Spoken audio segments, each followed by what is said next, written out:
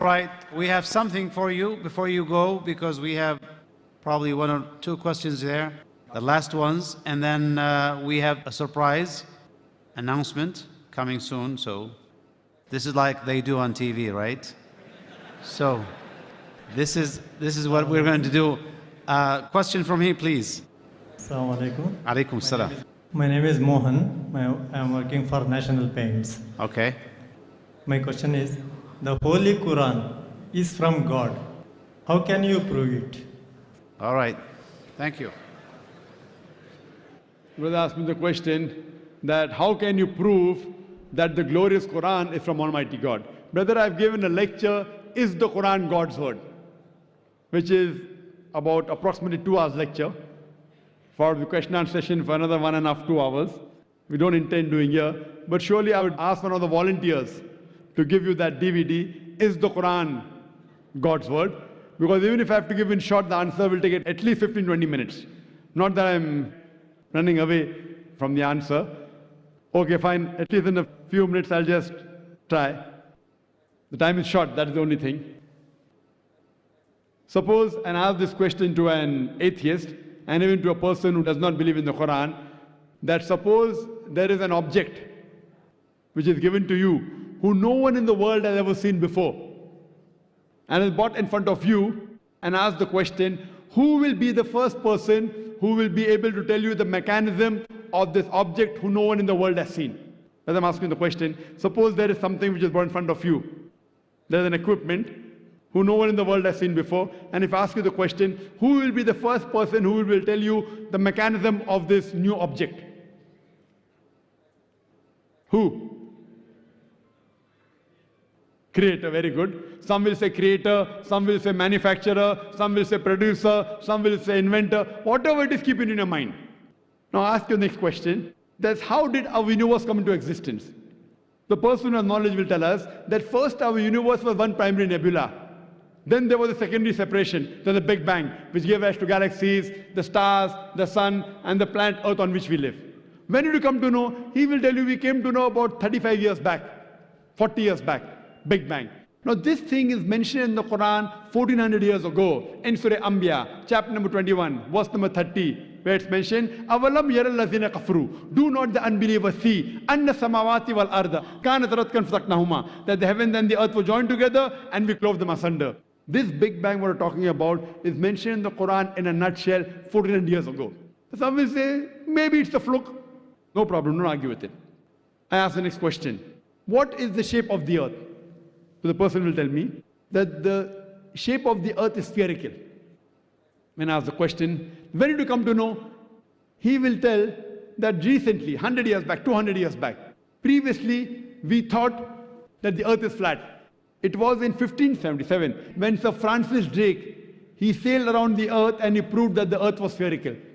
The Quran mentions 14 years ago in Surah Naziyat, chapter number 79, verse number 30. Wal arda ba'da zalika dahaha. And thereafter we have made the earth egg-shaped.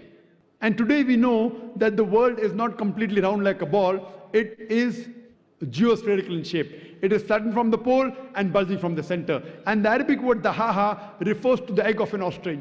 And if you analyze, the shape of an egg of an ostrich is geospherical in shape. Who could have mentioned that the earth is geospherical in shape in the Quran 1400 years ago? Someone will say, okay, maybe a Prophet Muhammad, peace be upon him, he was very intelligent. Don't argue. Continue.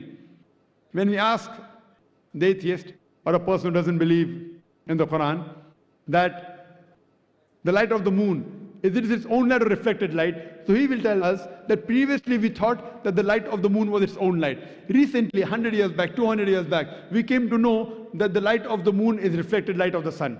The Quran mentions in Surah Furqan, chapter 25, verse 61, that the light of the moon is borrowed light. It's described as munir or nur, borrowed light or reflected light. Who could have mentioned this in the Quran 14 years ago? When I was in school, I had learned that the earth and the moon, they revolved and they rotated. But the sun was stationary. It did not rotate about its own axis. Quran mentions in Surah Anbiya, chapter 21, verse number 33, Huwa alladhi khalaqa al-layla wan-nahara. It is Allah who has created the night and the day. Wash-shamsa wal-qamar, the sun and the moon. Kullun fi falaki yasbahun. Each one traveling in orbit with its own motion. The Quran says the sun and the moon, besides revolving, they're also rotating about their own axis. Today we have come to know that the sun takes approximately 25 days to complete one rotation. Who could have mentioned this in the Quran 1400 years ago, that the sun rotates about its own axis? Furthermore, recently we came to know that the universe is expanding. It was Edwin Hubble who mentioned this. Quran mentions 1400 years ago in Surah Dariyat, chapter 51, verse 47, that the universe is expanding.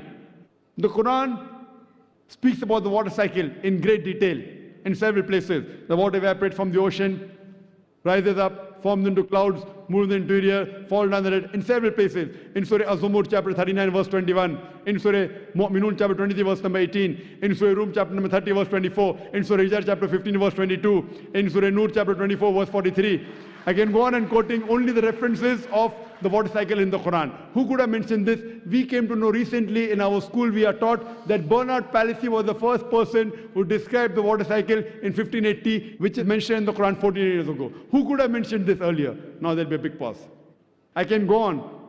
We did not know that the plants have sexes. Quran mentions 14 years ago in Surah Taha, chapter 20, verse 53, that the plants have sexes, male and female. Recently we have come to know that the two types of water, salt and sweet, and there is a barrier between them which cannot be trespassed.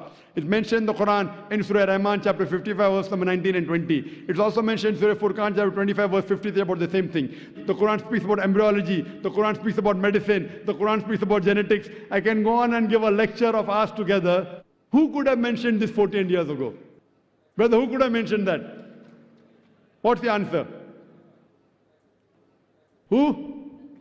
Creator, manufacturer, inventor, producer. This creator, this manufacturer, this inventor, we Muslims call as Allah, which you call as God. So this Quran can be proved scientifically that the word of God. Because Quran, the word of God, is far superior to science. Today, science is the yardstick for many of them. I'm not trying to take the help of science. I'm using your yardstick, science, along with my yardstick, the Quran, which is far superior, and I'm trying to prove to you what your yardstick has mentioned today, Quran has mentioned 14 years ago.